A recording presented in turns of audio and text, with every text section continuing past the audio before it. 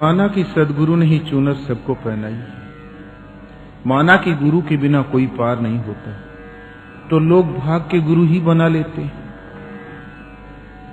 ये बहुत बड़ी भूल है। संतों की सेवा करो मन कर्म वचन से। जिसने प्रिय गृह त्याग किया और ईश्वर पथ में कदम रखा, उनका साहस सराहनीय है, वो संत हैं। किंतु सदगुरु कुछ और। पूरा सदगुरु ना मिला, मिली न साची सीख। भेष जति का बनाय के, घर घर मांगी भीख। यदि पूरा सदगुरु नहीं मिला और वास्तविक सीख नहीं मिली, सदगुरु का उपदेश वो नहीं मिला जो गुरुओं का उपदेश है, तो संत हो जाने के पश्चात भी एक जन्म भीख में चला जाता है। बीज का नाश तो नहीं होता, वो अवश्य पाएंगे, किंतु दूरी ज्यादा हो जाती है। इसी पर संत कबीर का एक भजन है, गुरु की क्या पहचान, गुरु कैसे बोलते हैं।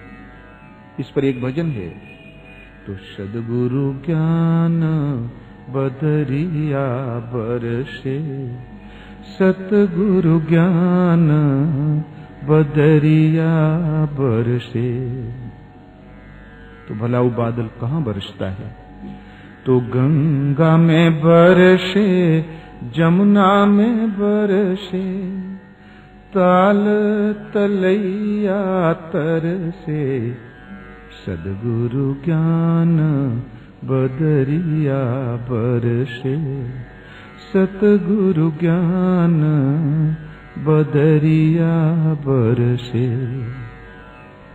साधु संत जन निश दिन भींजे, निगुरा बूंद भरी तरसे, सदगुरु ज्ञान बदरिया बरसे। पांच सखी मिली तपय रसोइया, सुरत सुहागिन परसे, सदगुरु ज्ञान बदरिया बरसे। कहत कबीर सुनो भाई साधु, बिरले शब्द को परखे, सदगुरु ज्ञान बदरिया बरसे, सतगुरु ज्ञान बदरिया बरसे। सदगुरु ज्ञान बदरिया बरसे। सदगुरु का ज्ञान जैसे आसमान में बादल बरसता है, ऐसे ही वृष्टि हुआ करती। किसी किसी भाविक अधिकारी के हृदय में वो वृष्टि हुआ करती, चिदाकाश में। एक आसमान बाहर है, एक चिद एक आकाश है, उतना ही बड़ा जितना बाहर वाला है। तो चिदाकाश में सदगुरु के ज्ञान का बादल बरसता है। महापुरुष वाणी से कुछ ही दिन बताते हैं, उसके बाद 4 आने वाणी से बोलते हैं और 12 आना साधक के हृदय से ही प्रसारित हो जाते हैं।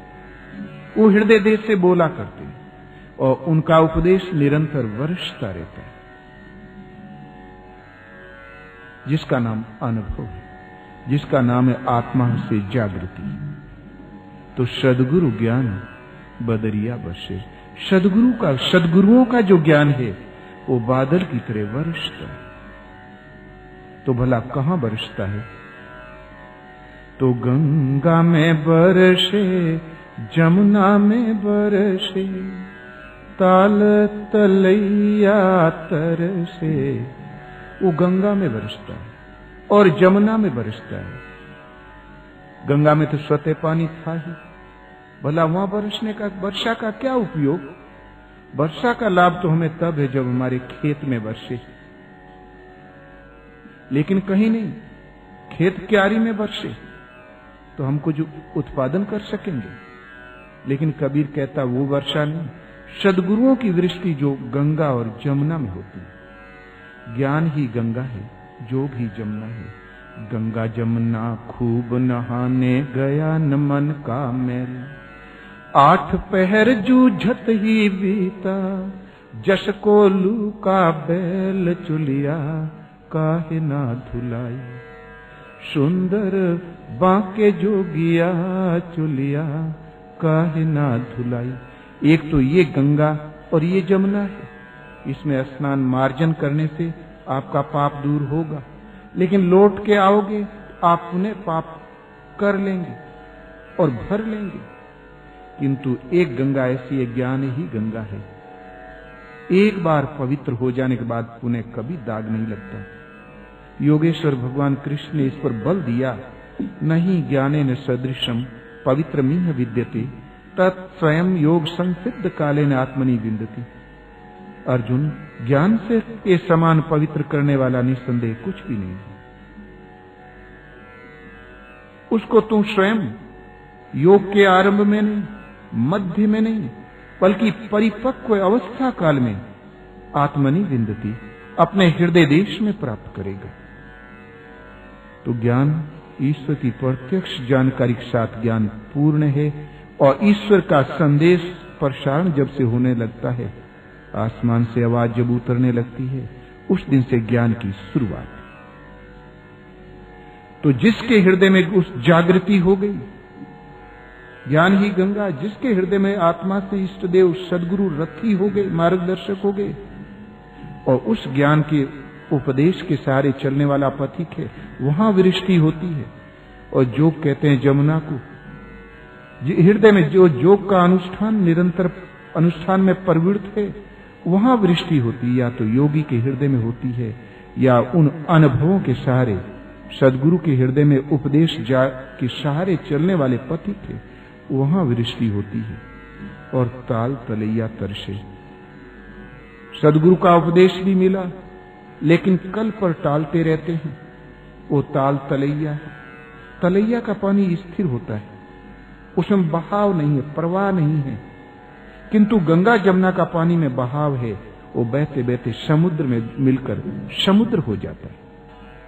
तो जो योग में प्रवृत्त है, जो इष्ट के द्वारा मिलने वाले निर्देशन ज्ञान में प्रवृत्त हैं, उसके सारे निरंतर रास्ता तय करने में लगे हैं, अभ्यासरत हैं, उनमें प्रवाह है। वो उस प्रवाह के सहारे चलते चलते राम सिंधु घन सज्जन धीरा, परमात्मा अथाह सिंधु तुल्य है, उस समुद्र में समा जाते हैं और ईश्वर भाव को प्राप्त हो जाते हैं, उस ईश्वर का प्रतिबिंब पा लेते हैं। तो जिनमें प्रवाह है उनमें वर्षता है, किंतु सदगुरु का उपदेश भी सुना, लेकिन प्रवाह नहीं है, चलते नहीं है, अभ्यासरत नहीं है, वो ताल तलैया है। वो तरसते रहते हैं, चाहते हैं लेकिन मुश्किल। तरसता वो है कि चाहते हैं और वस्तु मिलती नहीं। तो ताल तलैया तरसे, वो तरसते ही रहते हैं। इसलिए साधक को चाहिए, हर व्यक्ति को चाहिए कि सतत अभ्यासरत रहो। ईश्वर पथ में कभी बीज का नाश नहीं है। माना कि आप पूर्ण नहीं कर सकोगे, लेकिन श्वास के रहते रहते 10 कदम तो उस पर रख सकोगे। तो इस ईश्वर पथ में बीज का कभी विनाश नहीं। अगले पद में कहते हैं कि साधु संत जन निषदिन भींजे। साधु जो साधना में प्रवृत्त है, जो संत है, जिनके हृदय में अब संदेह नहीं, संदेह का अंत है, साधना का प्रशस्त पथ, उसमें भ्रांति नहीं है, ऐसे साधक, ऐसे भाविक जन निश दिन भींजे, और रात और दिन भींजते रहते हैं। वो सदगुरु के ज्ञान का बादल रात दिन बरसता है, दिन में चलते फिरते बरसता है, रात में आप सो जाओगे तो आपके सपने में बरसता है। एक क्षण ऐसा नहीं जहां परमात्मा सोता हो। वो रात दिन अहरनिश आपके पीछे, पथिक के पीछे लगा रहता है।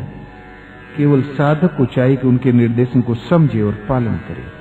तो साधु जो साधना में प्रवृत्त है, जो मन सहित इंद्रियों को साध चले हैं, संत साध तो नहीं चले, लेकिन उसको कोई संदेह नहीं है, संशयों का अंत है, और उसमें प्रवृत्त है। ऐसे भाविक वो रात दिन अहरनिश उस बादल से आप्लावित है, भींजते रहते हैं। गुरु का ज्ञान उनके लिए सदा निरंतर अविरल बरसता रहता है। और निगुरा बूंद भर तरसे, सद्गुरु ज्ञान बदरिया बरसे। निगुरा बूंद भरी तरसे। निगुरा कौन? जिसके पास गुरु नहीं। ऐसी बात नहीं, गुरु तो गांव गांव घूम रहा है। बंबई में मिल जाएंगे 50,000 गुरु। काशी में तो जब भांग छान लिया तो कहते हैं का गुरु छनल, और कोई किसी को ठग लेता बोले का गुरु गठल। हर लाइफ साइड का गुरु। सतगुरु जो शाश्वत सत्य परमात्मा है, उसे संयुक्त और उस पथ पे चला देने में सक्षम है, वो सदगुरु। तो उन सदगुरुओं की विद्या से तो हीन है, लेकिन कोई लकीर पीटता है, कोई रूढ़ी पकड़ के बैठा है। कोई कहता मैं संतोषी का भगत हूं, कोई कहता मैंने यक्षिणी सिद्ध कर रखी है, कोई कहता मैं तांत्रिक हूं, कोई कहता मैं मांत्रिक हूं। कोई न कोई गुरुओं की विद्या, सदगुरुओं के पथ से तो सर्वथा वंचित, विपरीत दिशा में भटक रहा है, लेकिन जड़ता के साथ उस लकीर को पकड़े हुए है, वो निगुरा है। वो गुरुओं की विद्या से वंचित, लेकिन कोई न कोई रूढ़ी पर वो अड़ गया है, उससे चिपक गया है, वो निगुरा है। ऐसे निगुरे बूंद बूंद के लिए तरसते रहते हैं, जबकि बेचारे जीवन भर भजन ही करते। कबीर ने निगुरों पर और बल दिया कि कबीरा निगुरा ना मिले, पापी मिले 1000। एक निगुरा के शीश पर लख पापिन को भार। कबीर कहता मुझे निगुरा न मिले, निगुरा दिखाई नहीं पड़े, बल्कि 1000 पापी मिले मुझे स्वीकार है। कारण कि पापी में तो पाप स्वीकार करने की क्षमता है, और जहां आपने पाप स्वीकार किया तो सदगुरु उसको मार्गदर्शन कर देगा और चल देगा। उन पाप धुल जाएंगे। संपूर्ण पापों का अंत हो जाने का उपाय है यदि सदगुरु के विद्या क्रिया के पथ पर चले, उपदेश पुरुष बादल के सहारे चले। लेकिन निगुरा वह जो सुनता ही नहीं, किसी लकीर को पीटने में लगा है, उस जड़ता से उसको पकड़े है। इसी के आधार पर ये संप्रदायों का गठन हुआ है। ईश्वर पथ में कोई संप्रदाय नहीं है। परमात्मा सदा एक और अपरिवर्तनशील, 1 से 2 कभी हुआ ही नहीं, उसमें परिवर्तन आया ही नहीं। उसको पाने की एक ही विधि, माइक तो हम थे ही, अब मन से इंद्रियों को समेट के ईश्वर की ओर लगा लो। कैसे लगाएं? तो उसके लिए सदगुरु के ज्ञान का आवश्यकता है। जो उसको जाना है, उसमें प्रवेश पाया है, उस आत्मिक परमात्मा स्वरूप की जिंदगी में जो जीता है, उस अमृत को जो प्राप्त है, ऐसे महापुरुष का सानिध्य चाहिए। तो निगुरा बूंद भरी तरसे। जो निगुरे हैं वो एक एक बूंद के लिए तरसते रहते हैं। अब साधना पर एक पहलू देते हैं कि 5 सखी मिली तपे रसोइया, सुरत सुहागिन पर से, सदगुरु ज्ञान बदरिया बरसे। 5 सखी मिली तपे रसोई। आदि शंकराचार्य ने बताया कि शत्रु कौन? तो कह शत्रुवे संति निजे इंद्रियाणी, तानेव मित्राणी चितानी यानी। सृष्टि में शत्रु कौन? तो बोले अपनी इंद्रिय। किसी शिष्य ने पूछा शंकराचार्य से शत्रु कौन? तो उन्होंने कहा अपनी निजे इंद्रियाणी, अपनी इंद्रिय। किंतु यदि जीत ली जाती है तो भी मित्र बन जाती है, मित्रता बरतती है, परम कल्याण साधने वाली होती है। इंद्रिय ही शत्रु और इंद्रिय ही मित्र। 5 ज्ञानेंद्रिय बाहर रूप, रस, गंध, शब्द और स्पर्श के पीछे दौड़ती है तो शत्रु है। उधर से सिमट कर जब संयत हो जाती है, इष्ट के तद्रूप प्रवाहित हो जाती है, मित्र है। तब ये सखी है, हमारा वास्तविक साथ निर्वाह करने वाली है, हितैषी है। तो 5 सखी अर्थात 5 ज्ञानेंद्रिय जब संयत हो गई तो सखी है। जहां संयत हुई तो तपे रसोई, तो फिर वो भोजन तैयार करती है। एक भोजन तो ये है जो आपका शरीर का पोषण करता है, रोटी दाल, अथवा जिस पहलू से आपके शरीर का निर्वाह हो सके, और किंतु आत्मा से इसका कोई संबंध नहीं। और दूसरा भजन ही भोजन है जो इस आत्मा की तृप्ति करता है, आत्मा को परिपूर्ण और स्वरूपस्थ करता है, दृष्टा को अपने स्वरूप में स्थिति दिलाता है। वो भजन ही भोजन है। तो पांचों इंद्रियां जहां संयत हुई, अब हमारी ये मित्र हुई, तो तपे रसोई तो भली प्रकारी भजन में प्रवृत्त हो चलती है, भजन रूपी भोजन को तैयार करने पकाने लगती है। और लेकिन सूरत सुहागिन पर से इन सखियों को संयत करने वाली सूरत ये सुहागिन है, ये परोसती है। सूरत मन की दृष्टि का नाम सूरत। हम यहां बैठे हैं, सहसा कान में आप विभोर हैं सत्संग में, सहसा कोई आपके कान में कह दे कि बच्चा छत से गिर गया, बेहोश अस्पताल गया, तुरंत न तो हमारा शब्द सुनाई पड़ेगा, और यहां वाद्य होगा तो न वो वाद्य सुनाई पड़ेगा, और बच्चे का एक एक रोना दिखाई पड़ेगा। वस्तु सामने नहीं है, लेकिन वस्तु स्पष्ट है, कर लेती है। इस दृष्टि का नाम सूरत। इसी दृष्टि से भजन किया जाता है। सदगुरु के स्वरूप और श्वास में सूरत को लगाया जाता है, नाम जपा जाता है। ये सूरत पांचों इंद्रियां संयत होगी तो ये हमारी सूरत अब सुहागिन है, अब प्रियास को प्यारी लगने वाली है।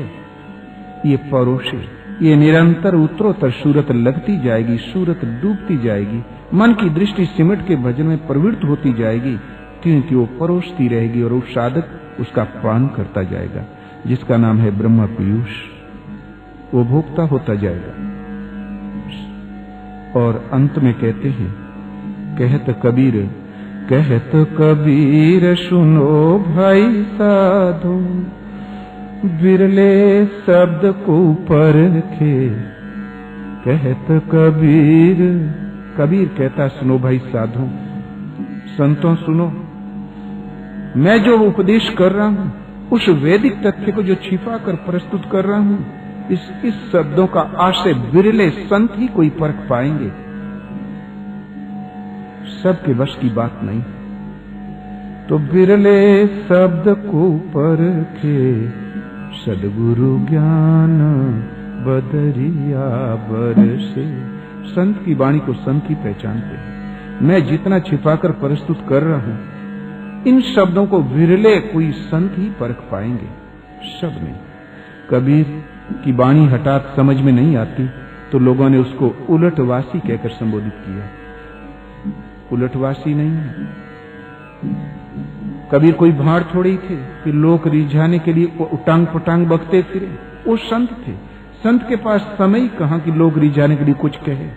कबीर की वाणी सटीक है, ईश्वर प्रदत्त है, साधना परक है, लेकिन उस वैदिक तथ्य को छिपा कर प्रस्तुत इसलिए किया अधिकारी लोग ग्रहण कर लें और अनधिकारी इसका दुरुपयोग न करें। बोलो श्री गुरुदेव भगवान की जय।